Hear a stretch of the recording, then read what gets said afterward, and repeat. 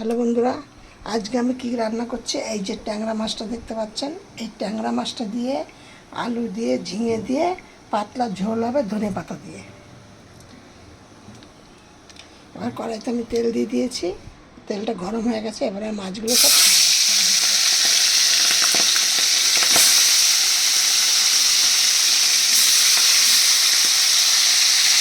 ট্যাংরা মাছ কিন্তু যেহেতু আঁশছাড়া মাছ কিন্তু খুব বেশি কড়া করে ভাজবে না, যেটা আমি একটুখানি কোনো রকম এটা সেটা লাল লাল সামান্য লাল লাল করে ভেজে নিলাম।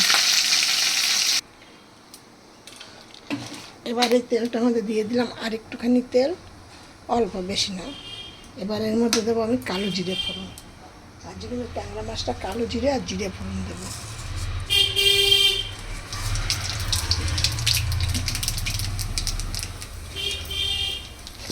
যেহেতু এই মাছটা আমি কাঁচা লঙ্কা দিয়ে জিরে বাটা দিয়ে আর ধনে পাতা দিয়ে করবো, সেহেতু আমি এই মাছটা তেজপাতা ফোড়ন দিলাম না, কালো জিরে আর জিরে ফোড়ন দিয়েছি।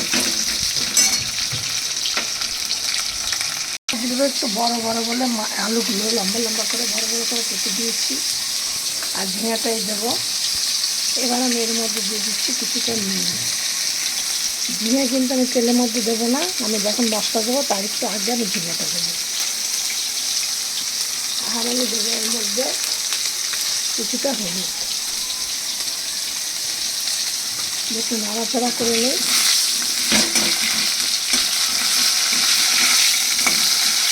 দেখো, আমি এখানে মিষ্টিটা জিরে আর লঙ্কা মিক্স করে নিয়েছি আর টমেটো দিয়েছি একটা।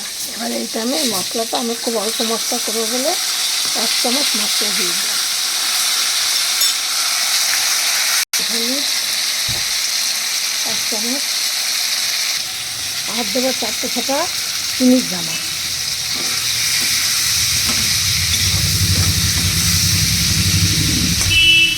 এবার দিয়ে দিচ্ছি 3টে লঙ্কা। লঙ্কাটা দিচ্ছি কে কেমন ঝাল খাবে, তোমরা তোমাদের মতো লঙ্কা দেবে। আমি মশলাটার মধ্যে 3টে লঙ্কা বাটা দিয়েছি আর 3টে গোটা লঙ্কা দিয়ে দিলাম। আমাদের বাড়িতে ঝাল একজনা কম খায়, একজনা বেশি খায়। এবার দেখো মশলাটা থেকে তেল ছেড়ে দিয়েছে, এখন আমি এর মধ্যে জল দিয়ে দিই।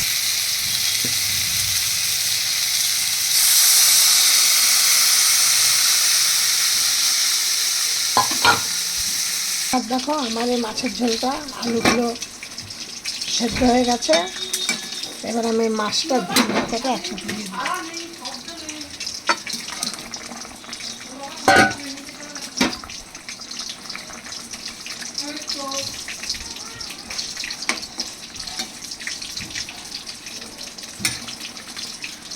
এবার একটুখানি ফুটবে। দেখো মাছের ঝোলটা হয়ে গেছে। এবারে মাছের ঝোলটাকে নামিয়ে দেবো। ঠিক আছে, মাছের ঝোলটা হয়ে গেছে। তোমরা এইভাবে মাছের ঝোল তৈরি করে তোমরা খাবে, দেখবে অনুষ্ঠান বাড়ির থেকেও ভালো স্বাদ পাবে।